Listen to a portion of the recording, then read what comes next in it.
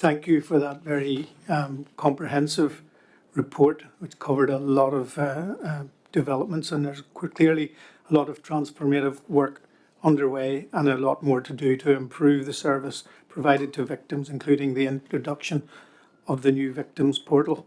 I have heard positive feedback, as well as sadly having personal experience of having to use the new virtual officer service, and it was very, very positive from my point of view. And I'll just say, virtual officer sounds like it's an AI generated police officer on the other end of a phone. It's actually a real officer who you speak to on video, like you would to your friends when you're doing a FaceTime call or whatever it happens to be. It was very positive. So thanks to all the officers and staff who have been progressing this very good work. And can I also place on record our appreciation to those officers who were honoured at the Chief Constable's highly commended awards last week. It was truly humbling experience to see officers who have done extraordinary work and have gone well beyond the call of duty and all being recognised. We also met some exceptional four-legged staff along with their handlers during a dog visit to the dog training unit last month. We saw the great work being carried out, and these dogs are finding missing persons, criminals, drugs, weapons, supporting public disorder, and much, much more. And of course, at the weekend, we paid tribute to all of the officers who have made the ultimate sacrifice over the years at the National Police Memorial Day service, and we should never, ever forget. I'm going to move on to funding, Chief Constable, and you did mention funding. We continue to lobby on your behalf, both in terms of current provision and also the funding required to support legacy work. As you know, refining and funding arrangements for supporting the police work on legacy has been the subject of some discussion at the board. Whilst recognising that police funding is a devolved matter, as a board we were disappointed by the almost dismissive response of the Secretary of State to a request for a roundtable meeting with others to discuss how funding of legacy matters could be better managed. We have now written again. And as we have also written to the Department of Finance regarding Treasury intervention on funding for the data breach claims.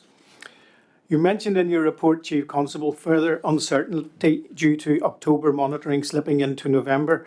Our position is very clear. Public safety is too important to rely on leftover in budgets. I'm going to move to the McCulloch review, which you referenced briefly earlier on. The publication of the review has drawn widespread commentary. And as a board, we met last week and again we met yesterday to consider and discuss next steps. And there are a range of questions on the contents of the report, which we will come to later on.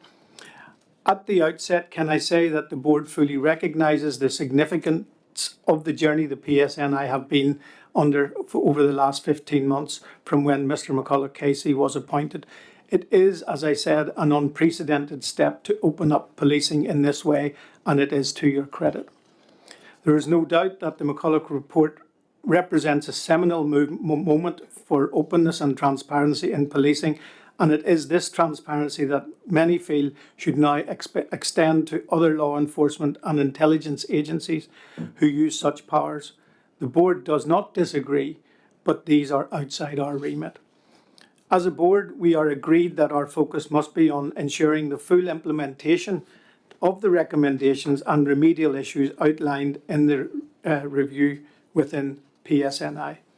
Chief Constable, you have agreed to provide the board with a full implementation plan, and we would ask you to provide quarterly update reports against that plan. The McCulloch review is comprehensive and meets the terms of reference that have been set to date. As noted in Recommendation 1, there are matters still to be considered through ongoing IPT proceedings that will be subject to a supplementary review and report, as well as reviewing PSNI actions and recommendations made. The board agrees that the supplementary report will be considered as part of the board's Section 59 request.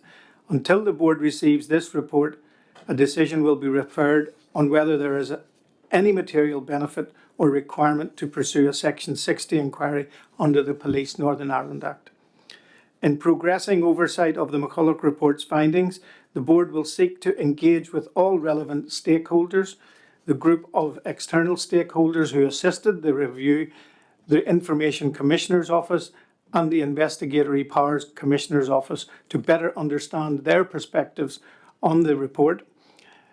We also wish to explore issues around the efficacy of the current inspection and oversight arrangements in place for this very difficult area of work.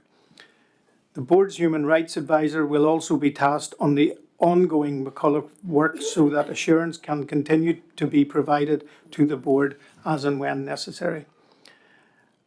And we will, as I understand, will you be seeking advice and further assessing whether the report gives rise to any misconduct matters. There is no doubt this report has exposed a serious breach of trust, and policing has a job of work to do to restore further confidence. I have no doubt in your commitment, Chief Constable, to effect and embed the changes that are now required. Before I move to questions, do you wish to make any opening remarks?